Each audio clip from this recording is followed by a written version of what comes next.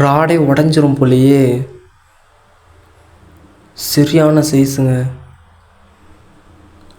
வணக்கம் மகளே, இந்த வீடியோவில் வந்துட்டு நான் கேட்ஃபிஷ் பிடிக்கலான்னு சொல்லிட்டு ஜிலேபி கொஞ்சம் வந்து கோர்த்துட்ருக்கேன். ஜிலேபி மீன் வந்துட்டு செத்துருச்சு. சரி ஓகே பரவாயில்ல அப்படின்னு சொல்லிட்டு நான் பெரிய மீன் பிடிச்சிருந்தேன். ஜிலேபி மீன் அந்த குடல்லாம் எடுத்து வச்சுருந்தேன். அதையும் வந்துட்டு மேலே நல்லா சுற்றி விட்டுக்கிறேன். சுற்றி விட்டு வந்துட்டு நான் வந்துட்டு தூரமாக தூக்கி போட்டுருவேன். தூக்கி போட்டு கொஞ்சம் நேரம் வெயிட் பண்ணி தான் ஆகணும். மீன் கிடைக்கணுன்னா கொஞ்சம் நேரம் வெயிட் பண்ணி தான் ஆகணும். அதே போல் நானும் வந்துட்டு வெயிட் பண்ணிகிட்டே உட்காந்துருந்தேன் மக்களே.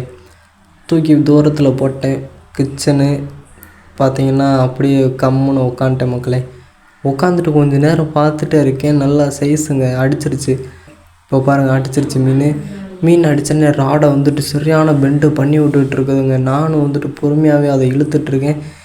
இழுக்க முடில, சுத்த முடில. அதாவது இழுக்கிறதுக்கு நம்ம பொறுமையாக விட்டு தான் சுற்றுற மாதிரி இருக்குது. அது பெண்ட் பண்ணுறதை பாருங்கள். நானும் வந்துட்டு ரீலில் சுற்றுறதை விட்டுட்டு ராடை பிடிக்க ஆரம்பிச்சிட்டேன் கிச்சனு. ஏன்னா கையை விட்டு உள்ளே போயிடுச்சுன்னா ராடு உள்ளே போயிடும். அப்போ ராடு கோய்ந்தாதான். நான் வந்துட்டு பொறுமையாகவே பிடிச்சி அந்த மீனை எப்படியாச்சும் கரை ஏற்றியே ஆகணும். எவ்வளோ கஷ்டப்பட்டாச்சு உங்களுக்கு காமிக்கணும் அப்படின்னு சொல்லிட்டு நானும் அதை எப்படியும் கரை ஏற்றிடலாம் அப்படின்னு பிளானில் இழுத்துட்ருக்கேன். ஏன்னா ஏற்கனவே ஒரு 2 மீன்கிட்ட ஓடிடுச்சு. இந்த மீன் தான் லாஸ்ட்டில் 3ஆவதாக மாட்டின மீன். இதை வந்துட்டு ஓட விடக்கூடாதுன்னு சொல்லிட்டு நானும் இழுத்துட்டே இருக்கேன். கிச்சன் பிடிச்சிக்கிட்டு அந்த மீனும் ரொம்ப ஃபைட்டை கொடுத்து எப்படியாச்சும் ஓடிடணும்டா அப்படின்னு இழுத்துக்கிட்டு கிடக்கு. விழுந்து எந்திரிச்சு. இப்போ நான் வந்துட்டு அவ்வளோதான், மீனை வந்துட்டு டயர்டாகிக்கிட்டேன். இப்போ லைனை பிடிச்சே நான் இழுக்கிறேன் பாருங்கள். எவ்வளோ பெரிய வாய் பாருங்கள் அந்த மீனுக்கு. சரியான மீனுங்க. இந்த வீடியோ பிடிச்சிருந்தால் லைக் பண்ணிடுங்க. இதே போல் வீடியோஸ்லாம் நீங்கள் ரெகுலராக பார்க்கணுன்னா நம்ம சேனலை வந்துட்டு சப்ஸ்கிரைப் பண்ணிடுங்க. இந்த மீனை பாருங்கள், எவ்வளோ பெரிய மான்ஸ்டர் கேட்ஃபிஷ்ன்னு சொல்லிட்டு இதை தூரமாக தூக்கி போட்டுருவோம். இப்போ கொஞ்சம் நேரத்தில் தண்ணிக்குள்ளேயே நம்ம விட்டுருவோம். ஏன்னா நம்மளுக்கு இந்த மீன் தேவையில்லை. சரி, நம்ம வந்துட்டு நெக்ஸ்ட்டு திருப்பி போட ஆரம்பிப்போம். இப்போ பார்த்தீங்கன்னா திருப்பி மீன் அடிச்சிருச்சுங்க. என்னங்கடா இது, நமக்கு மட்டும் மீன் அடிச்சுக்கிட்டே இருக்குது அப்படின்னு சொல்லிட்டு பசங்கள்லாம் பார்த்துட்டு இருந்தாங்க.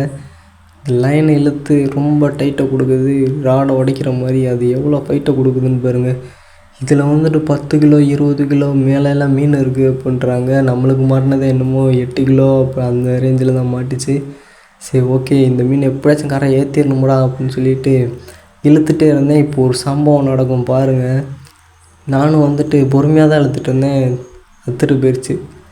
அக்கலை மக்களே, முள் வந்துட்டு நல்லா தான் இருக்குது, பரவாயில்ல, நல்லா. அது வரைக்கும் சந்தோஷம். மீன் வாய் இறந்துடுச்சு போல். மீன் வந்துட்டு ஓடிடுச்சு. இந்த வீடியோ பிடிச்சிருந்தால் லைக் பண்ணிடுங்க. பாய் மக்களே.